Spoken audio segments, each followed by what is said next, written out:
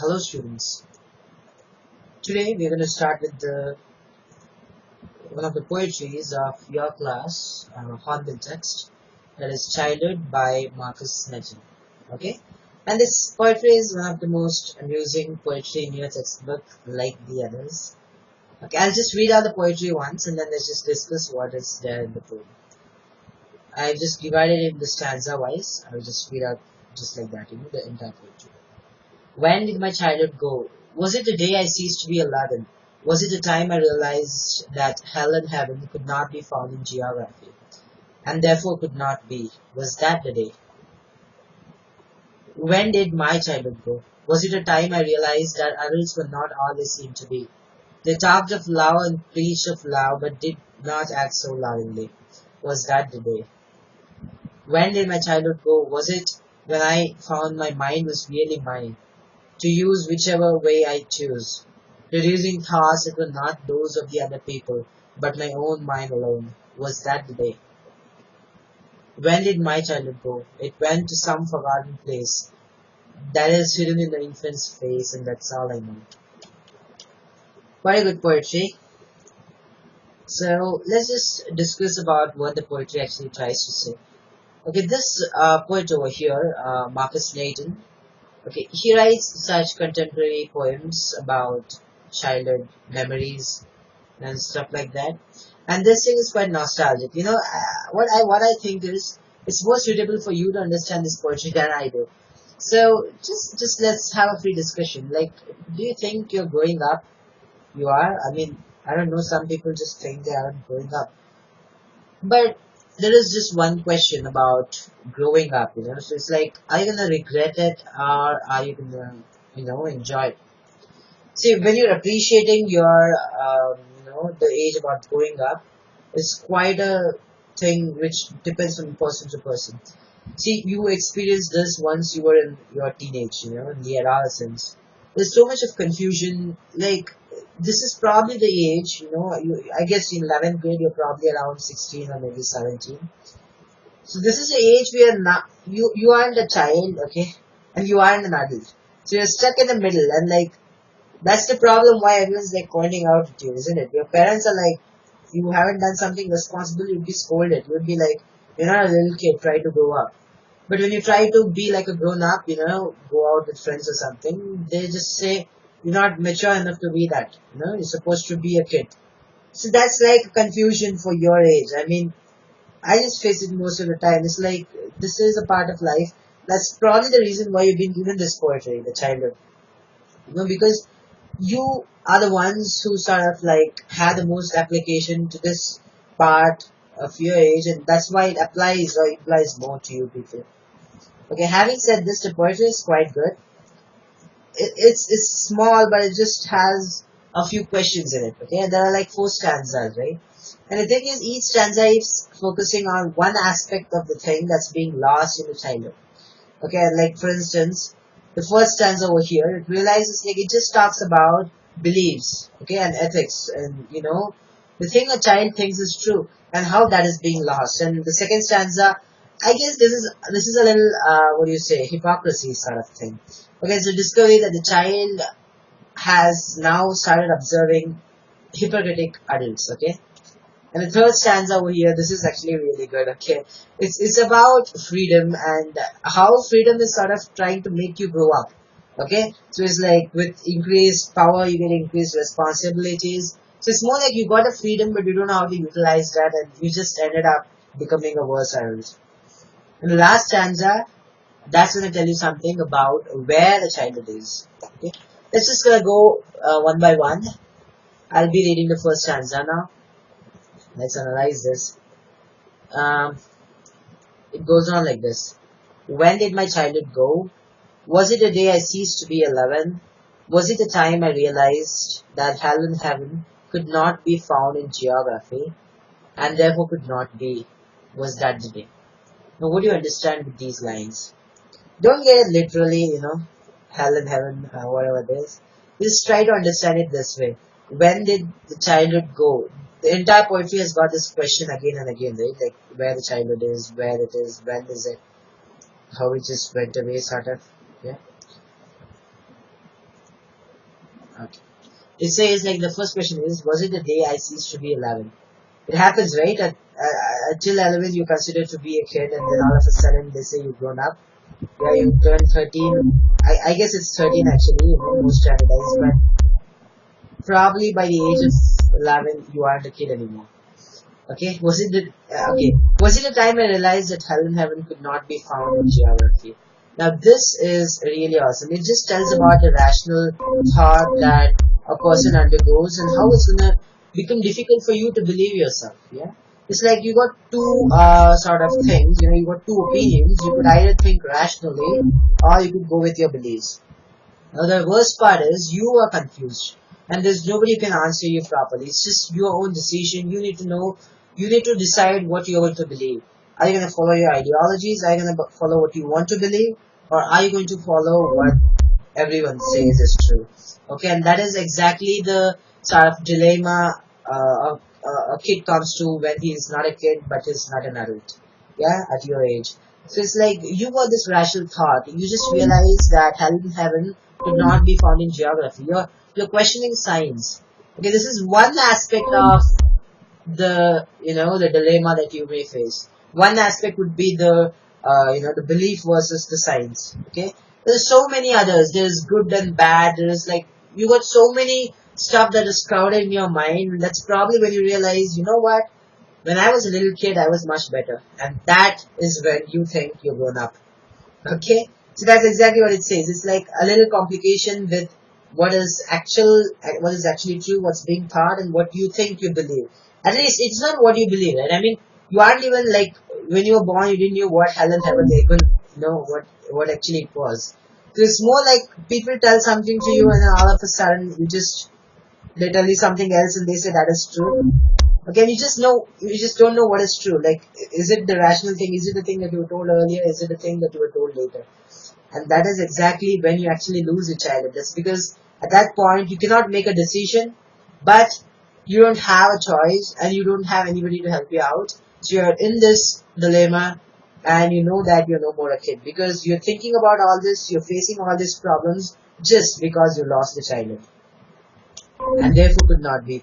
That's what, like, the poet says, like, hell and heaven. He was like, is it the time when I realized hell and heaven could not be found in geography and therefore could not be? It's not found in maps, yeah? Hell and heaven, you don't have those places on maps. So then there is no hell and heaven. So you're rationalizing things. You're trying to question what you already know. You're trying to debate your own beliefs, your own ethics. And that is when a part of your thinking develops and your thinking skill is gradually going to get into sort of a social development. Yeah, this also got to do with your mental growth. And all of a sudden, boom, you're not a kid. Because you've done all this, you're an adult. Okay, so was that the day? The second stanza is quite similar, but it's about hypocrisy. It's quite similar, it's almost the same way. It's like, it says, when did my childhood go? Was it the time I realized that adults were not all they seemed to be? They talked of love and preached of love, but did not act so lovingly. Was that the day? Now it's quite simple, right? I mean, that's exactly what happens in like every place in the universe. Nobody does what the person speaks about, and that's what we call hypocrisy. Yeah, hypocrisy. So it's like you listen to somebody saying something to you. They preach about something. They teach you about something. They ask you to follow that, and you are being taught from the childhood that you're supposed to love everybody, you're supposed to be good, you're supposed to be kind-hearted and blah blah blah and all that. And all of a sudden you just realize not a single living thing in the universe is kind and loving. Yeah? Just like nobody acts lovingly, but everybody preaches of love, everybody talks of love, every single person. So that is when you realize the complication with what you speak and what you're actually doing. And that's when you realize the ugly truth of hypocrisy. Okay, it's like you know what ugliness you can face later on. So like this thing doesn't really apply to a kid, right? When you're a kid, you just do what you're being told.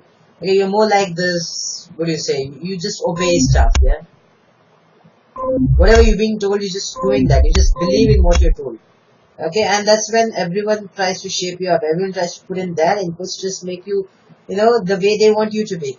And all of a sudden, you realize that there are so many contradictions. Like one is saying something, but the same person is doing something that is totally opposite of that. Okay, and then you realize the universe is not really, the way it's supposed to be. It's not really that rational. It's not really that, correct. It's just supposed to be mended. People say rules are supposed to be broken. Rules are meant to be broken, or whatever. I personally don't believe in that, but that is that like you see all this, you're just that's sort of a depression, I guess. So is that when your childhood is actually lost? Was that the day when you aren't really a kid because you discovered all these ugly things? You discovered the adults being the big fat liars in the society. So is that when you are not a kid? Yeah. And the third stanza says, when did my childhood go? Was it when I found my mind was really mine, to use whichever way I choose, producing thoughts that were not those of the other people, but my own and mine alone? Was that the day? Now, I guess this is something, sorry.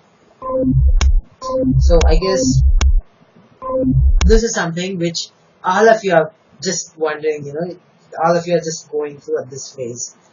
It's like there is a clash of freedom and rules and regulations. We just know that the mind is yours. Mind is really mind. Yeah? You know that you can do whatever you want to. You can just go ahead and murder a person.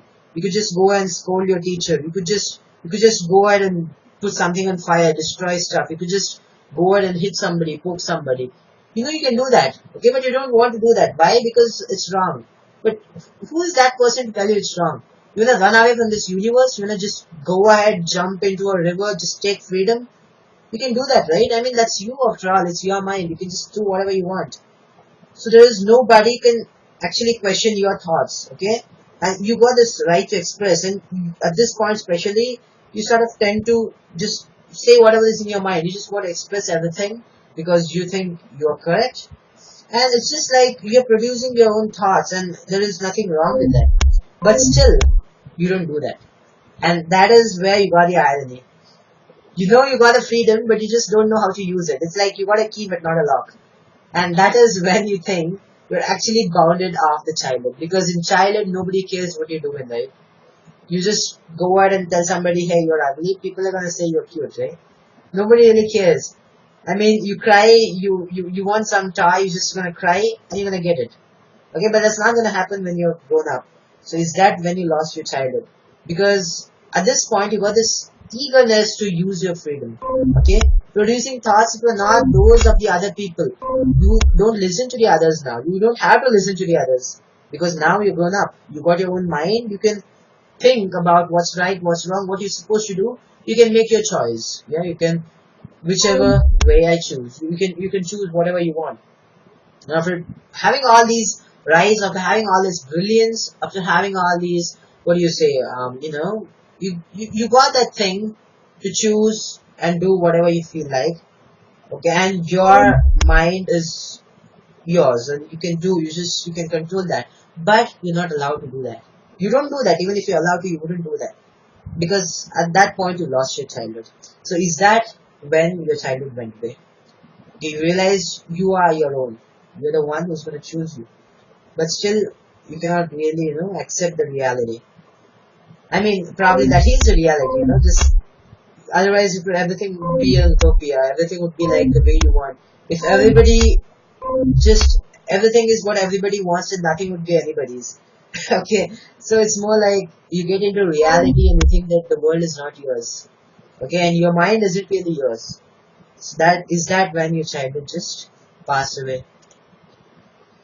So the poet doesn't really know when the childhood is, like Marcus doesn't tell you when the childhood actually has went off. He thinks it's in either of these three phases of his life.